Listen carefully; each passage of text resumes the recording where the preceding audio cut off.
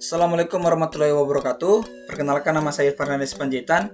Di sini saya akan menjelaskan materi tentang Python dengan penjelasan save file write.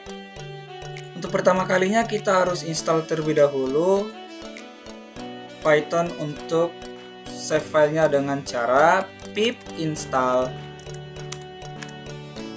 py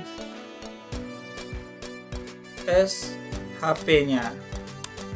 Nah, di sini saya sudah menginstal terlebih dahulu. Untuk teman-teman yang ingin melanjutkan program ini, kita harus menginstalnya terlebih dahulu. Kemudian tahap selanjutnya kita buka Spider. Di sini saya sudah menyiapkan beberapa soal, tipe soal. Nah, di sini saya akan menjelaskan satu persatu terlebih dahulu. Untuk soal nomor 1 di sini, import save file ini adalah mengimport file save file yang telah kita install pada ini cmd tadi, sehingga ada library save filenya. Kemudian di sini saya menamakan soal 1 dan save tipe 1.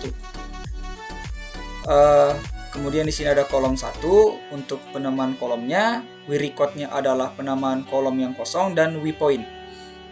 Untuk save tipe 1 ini adalah penamaan dengan tipe point. Poin ini adalah berbentuk titik, sehingga hasil grafik yang ditampilkan adalah berbentuk titik.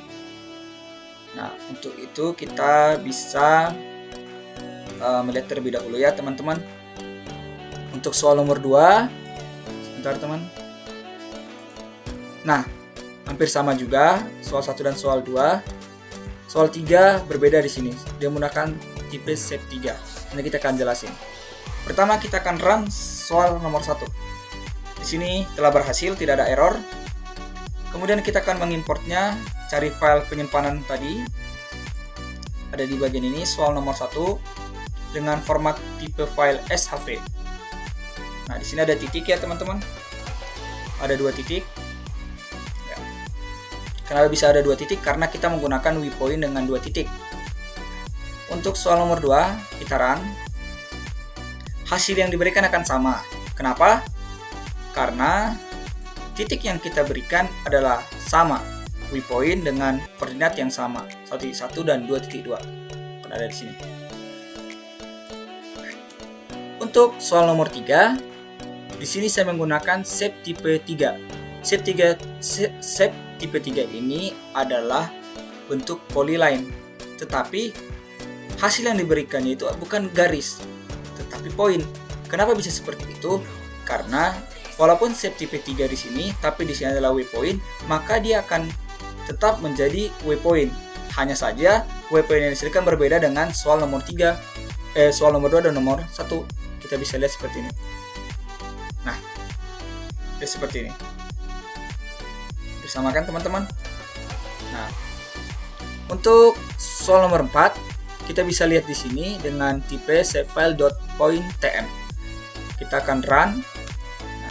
Kita import, kita masukkan. Nah, sini ada dia di sini. Kemudian kita akan lanjut ke soal nomor 5. Soal nomor 5 ini menggunakan save tipe 3.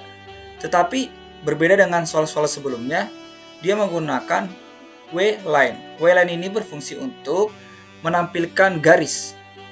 Menampilkan garis seperti apa? Dia akan membentuk garis berdasarkan titik-titik yang telah ditentukan, tapi tidak menggunakan poin-poin lagi, sehingga maka akan menampilkan hasil yang berbeda seperti ini. Nah, seperti ini. Hasilnya digambarkan seperti ini. Perbedaannya dari soal nomor 3 itu, dia menitik-nitikin lokasi-lokasi mana saja atau koordinat-koordinat saja. Nah, seperti ini. Begitu juga dengan soal nomor 2, begitu juga dengan soal nomor 4 dan soal nomor 1. Untuk selanjutnya, soal nomor 6 di sini menggunakan save tipe 5. Save tipe 5 apalagi? Save tipe 5 ini adalah bentuk file tipe polygon. Polygon di sini adalah berbentuk bangun datar. Dia menggabungkan titik-titik sehingga membentuk sebuah bangun datar. Di sini kita bisa lihat wpoly dengan koordinat 1.3 dengan 5.3. Untuk hasilnya seperti apa? Kita akan run. Kemudian kita bisa melihatnya dengan cara klik save soal nomor 6. Nah, dia akan membentuk garis. Kenapa tidak berbentuk bangun datar? Karena titik yang diberikan hanya 2 saja, sehingga dia hanya berbentuk garis dan tidak berbentuk seperti bangun datar.